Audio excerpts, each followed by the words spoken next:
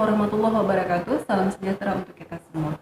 Baiklah, saya hari ini akan menjelaskan tentang rencana pembelajaran semester atau RPS dari mata kuliah yang saya ampu, yaitu pengantar bisnis. Perkenalkan, nama saya Rini Chandra dengan NIDN 0025097908.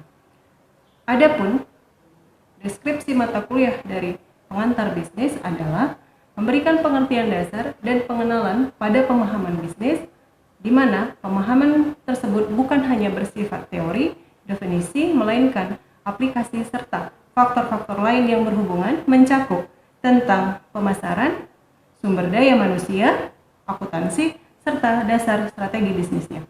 Kemudian, pada mata kuliah pengantar bisnis akan dibahas tentang bagaimana cara memilih bentuk organisasi, pengelolaan sumber daya dan investasi, serta pembuatan strategi yang tepat dalam memenangkan kompetisi bisnis yang akan dihadapi.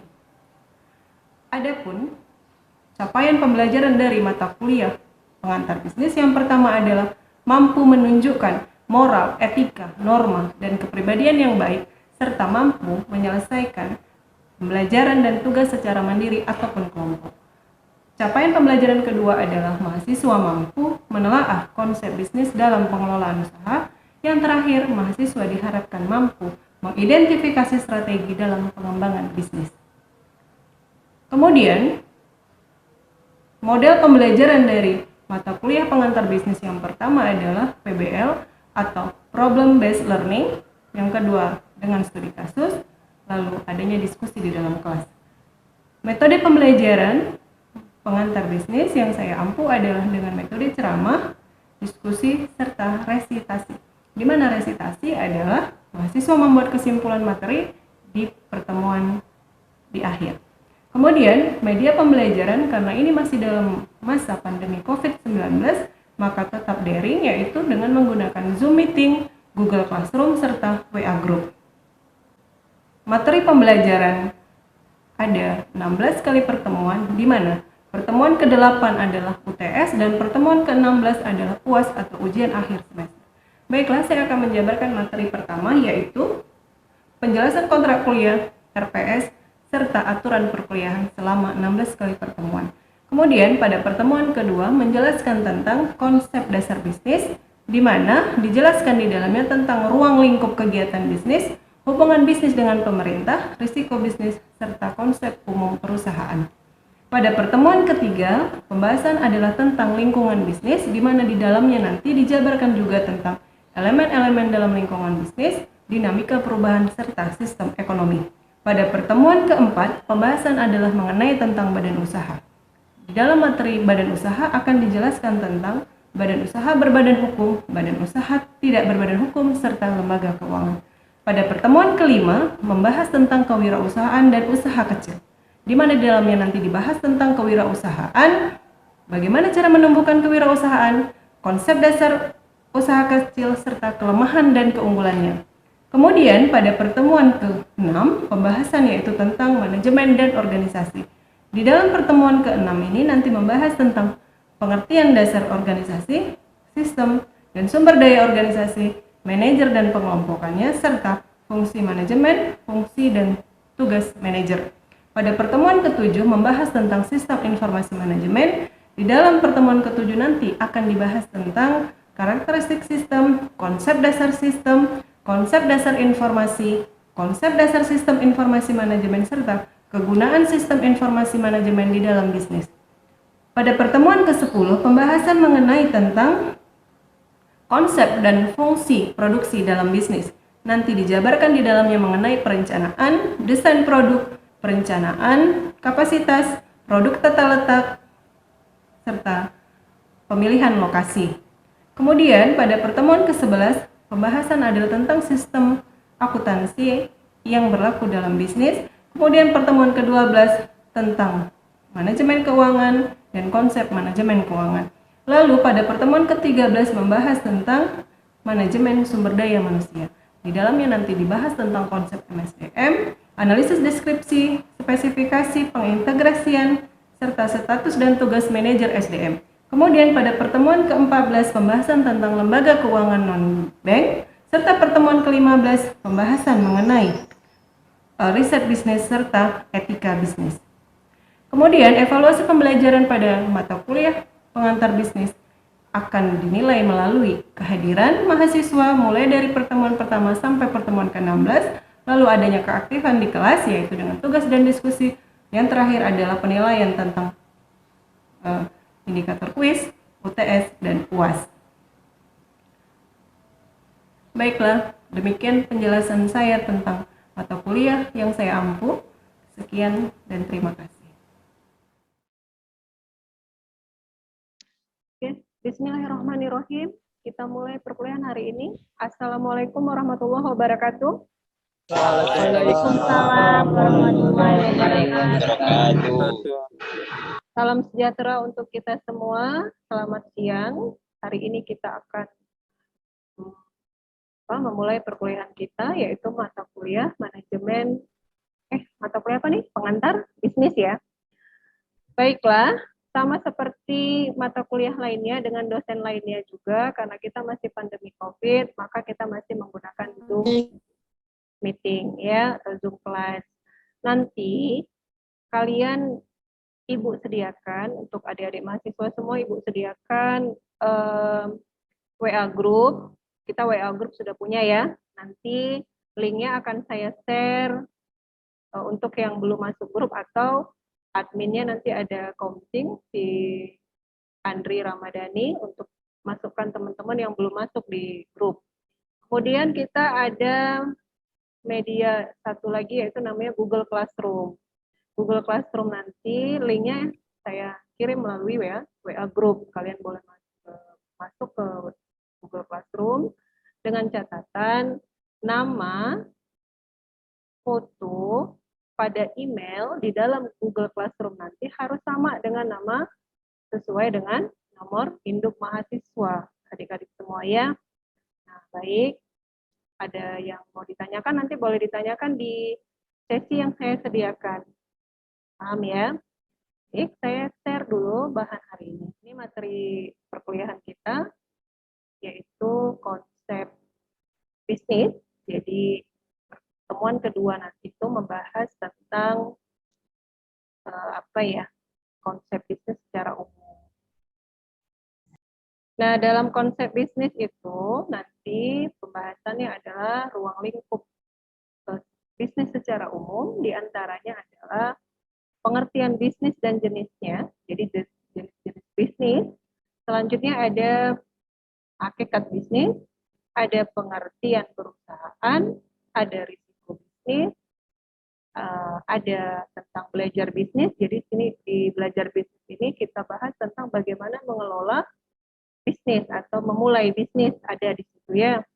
Lalu ada yang terakhir itu di kesempatan bisnis atau usaha. Jadi di poin kesempatan bisnis atau usaha nanti jabaran kita atau uraian kita adalah membaca peluang bisnis atau usaha ya yang bisa kita lakukan pada saat sekarang.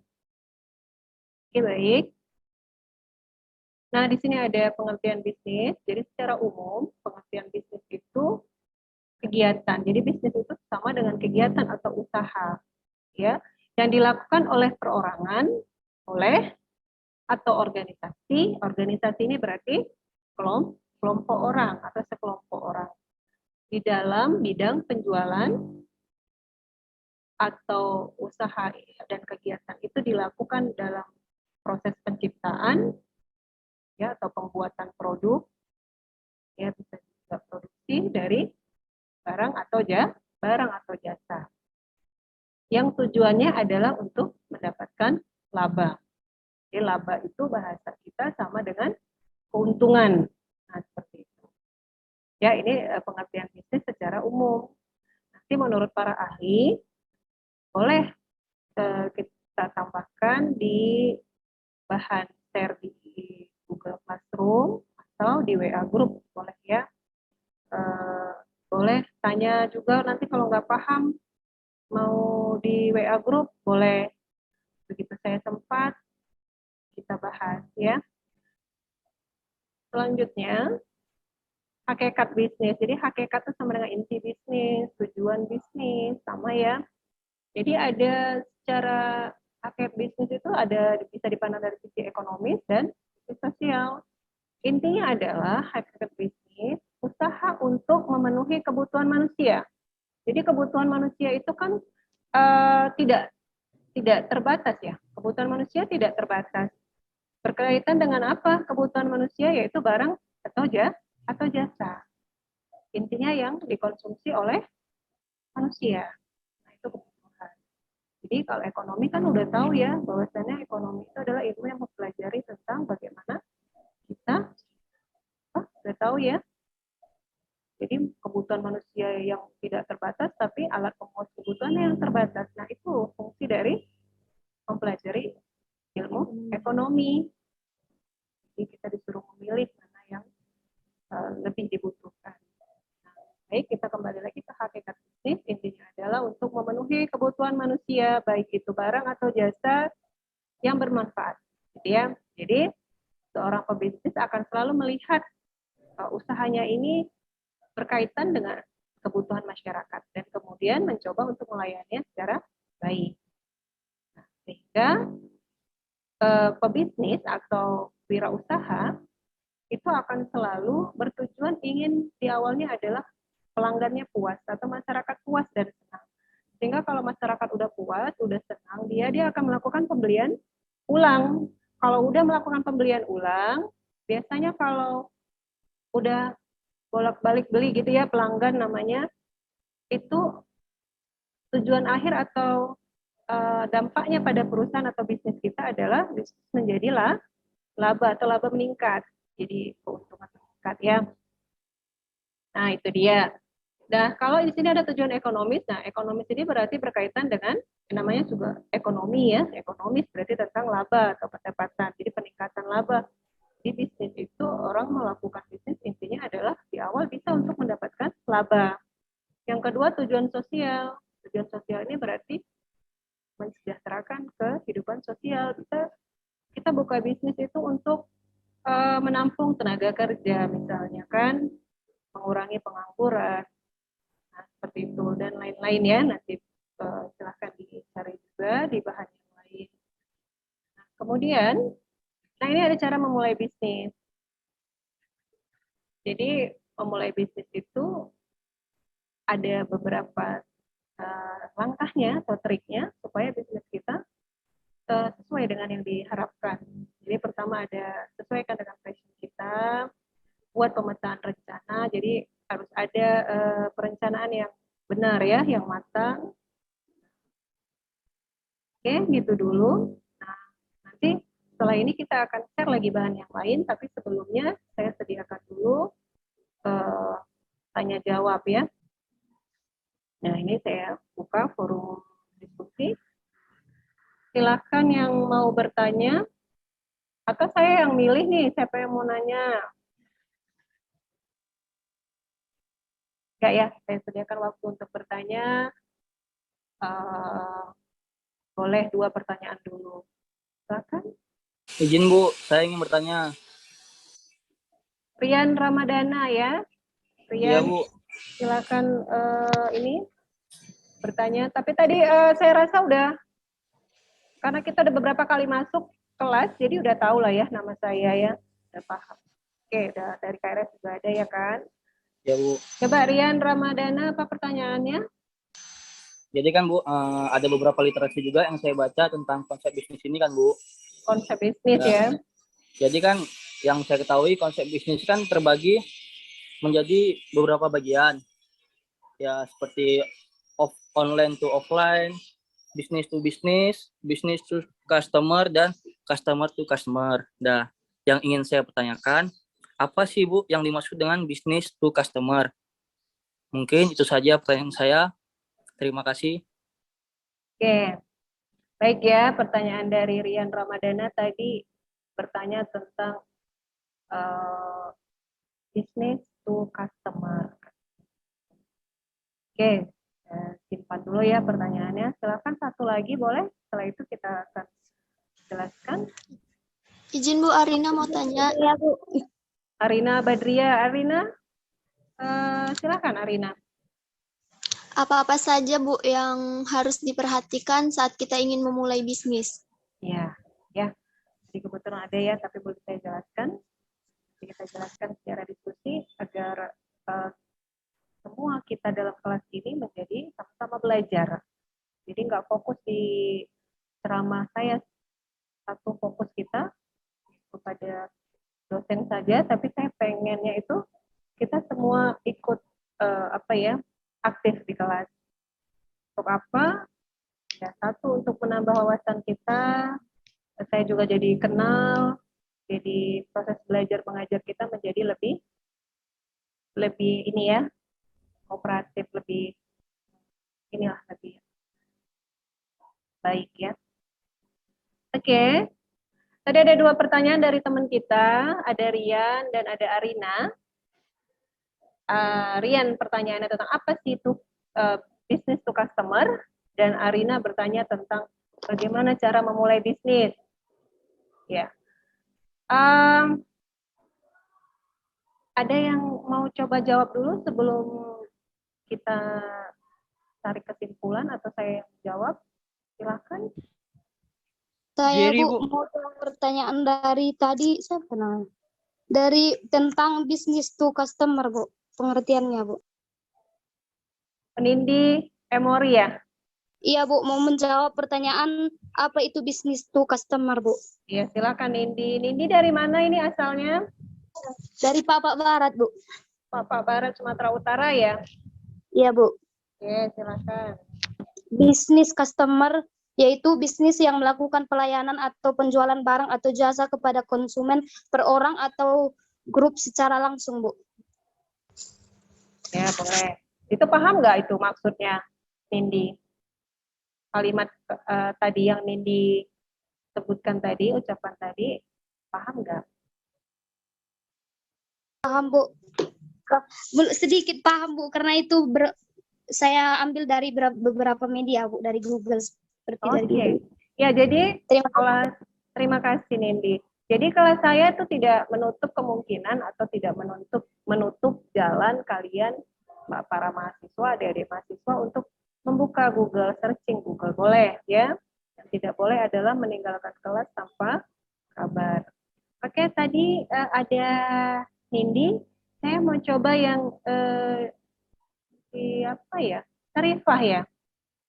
Sarifah bisa nggak jawab punya apa tadi ya, Sirian Ramadan. Mana Sarifah? Oke, Sarifah Humaira. Bisnis to customer yaitu proses penjualan produk dan jasa secara langsung atau penjualan langsung tanpa perantara. Tanpa perantara. Baik ya, saya jawab dulu. Kita luruskan dulu sama-sama, kita sama-sama belajar di sini. Saya luruskan dari jawaban Nindi, Mori, dan Sarifah Humaira. Jadi bahwasannya kata Sarifah, business to customer adalah tanpa perantara. Nindi mengatakan bahwasannya business to customer adalah penjualan secara perorangan atau kelompok secara langsung gitu ya. Jadi sama nih. Yang satu tanpa perantara, yang satu langsung. Jadi dua-dua bisa dipakai. Dua-dua bisa dijadikan pegangan kalian para mahasiswa apa itu business to customer. Jadi sebenarnya saya tambahkan di sini, business to customer adalah model bisnis. Di model bisnis itu ada business to customer, business to business ya.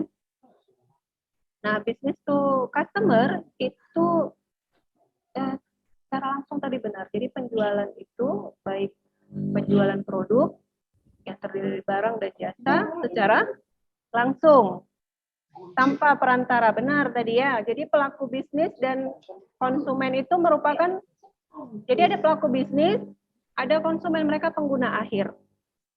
Jadi penjualan itu bisa langsung melalui online atau offline, tadi benar ya. Ada yang jawab itu kalau nggak salah dengar saya.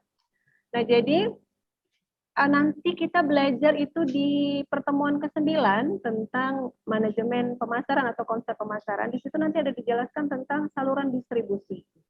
Saluran distribusi ini diantaranya ada saluran pendek, menengah, dan panjang. Nah, kalau untuk business to customer itu saluran bisnisnya adalah pendek, melalui produsen atau pelaku bisnisnya langsung ke konsumen akhir. Nah, langsung dia. Contohnya apa? Coba, kalau udah saya jelasin gini udah enak kan? Udah paham dia, jadi ada garis atau benang merahnya bahwasannya business to customer itu adalah langsung, tanpa perantara boleh. Atau saluran distribusinya pendek dari produsen atau pelaku bisnis langsung ke konsumen akhir atau pengguna akhir produk baik itu barang atau jasa. Bisa kasih contoh nggak, Nur Azizah? Bisa kasih contoh penjualan atau bisnis secara langsung, bisnis to customer tadi? Kalau bagi saya, Bu, kayak online gitu, enggak? Iya, online berarti gimana tuh? Kayak Shopee.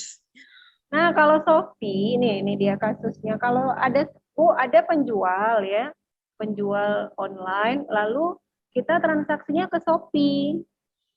Shopee itu pelaku bisnis bukan? Iya, Bu. Nah, kalau dia kasusnya di online dan si pembisnis online tersebut menggunakan platform Shopee, maka itu jadinya B2B atau business to business. Karena nggak langsung ke pengguna akhir atau konsumen akhir. Jadi contoh business to customer adalah misalnya kita belanja langsung di modern market, misalnya ke mall, tuh ya, atau ke pasar tradisional, beli langsung ketemu sama pelaku bisnis atau tidak ketemu, tapi langsung dia dengan pelaku bisnisnya tanpa perantara. Nah, itu jadi catatannya. Paham ya? Paham, Bu. Oke. Contoh yang lain boleh ditambahkan. Nah, jadi tadi disebut ada business to customer dan business to business. Contohnya tadi business to business yang si Nur Azizah sampaikan ya. Jadi business to business adalah hubungan antara satu bisnis dengan bisnis yang lain. Jadi dua atau lebih antara satu bisnis dengan bisnis lain atau pebisnis yang satu dengan bisnis yang lain atau pelaku produksi yang satu dengan pelaku produksi yang lain, boleh ya. Nah, lalu ada pertanyaan Arina tadi. Arina bertanya bagaimana sih cara mengelola bisnis gitu ya, bagaimana cara mengelola bisnis atau memulai bisnis gitu ya Arina ya. Arina, pertanyaan siapa tadi? Pertanyaan Arina kan? Iya, Bu. Oke, pertanyaan Arina. Ada yang bisa jawab dulu? Saya, Bu. Nindi. Silakan Nindi. Yang harus dimiliki yaitu, Bu, percaya diri. 1, percaya diri, Bu. 2, berani mengambil resiko, yang artinya itu, Bu, kalau untung pun kita dari bisnis itu kita harus terima, Bu. 3, tidak puas dengan hasil kita, Bu. Hasil yang kita kerjakan tidak pernah puas apa yang kita kerjakan. Terima kasih, Bu. Baik ya. Oke, boleh. Nindi kayaknya baru siap makan dia, jadi seger dia, semangat ya. Coba, benar. Oke ya, jadi percaya diri, boleh. 1 lagi, berani menerima risiko kalau dia kalah gitu atau gagal, boleh, silahkan lapangkan hati, jadi harus berani. Kalau memulai bisnis harus berani. Nanti bahan PowerPoint-nya Ibu share ke semua ya, ke grup atau ke WA group atau ke Google Classroom. Nah, sebelum saya akhiri perkuliahan hari ini, saya mau 1 orang dulu tarik kesimpulan atau menyimpulkan bahasan kita hari ini. Coba saya minta tolong ke Komting dulu ya. Komting, coba Andri silahkan. Apa yang bisa Andri sampaikan pada materi hari ini? Kesimpulannya Andri. Yang bisa saya ambil kesimpulan untuk materi hari ini dari pengertian bisnis, itu bisnis adalah suatu kegiatan yang dilakukan oleh perorangan atau organisasi dalam bidang penjualan. Setelah itu hakikat bisnis adalah usaha untuk memenuhi kebutuhan manusia dalam barang atau jasa. Dan dari pertanyaan-pertanyaan teman-teman kita tadi, saya sudah ambil kesimpulan, Bu, kalau dari bisnis to customer itu adalah penjualan barang atau jasa per orang atau per kelompok, dan bisa juga penjualan barang atau jasa itu langsung ke orangnya tanpa melalui perantara yang lain. Untuk pertanyaan yang kedua, pembisnis cara mulai berbisnis itu dengan 3 hal. Yang pertama, kita harus percaya diri, dan yang kedua kita tidak berani mengambil risiko. Yang ketiga, tidak pernah puas dengan hasil yang sudah kita capai. Ya, jadi baik ya. Jadi kalau nggak puas harus inovasi lagi, kreatif dan inovasi.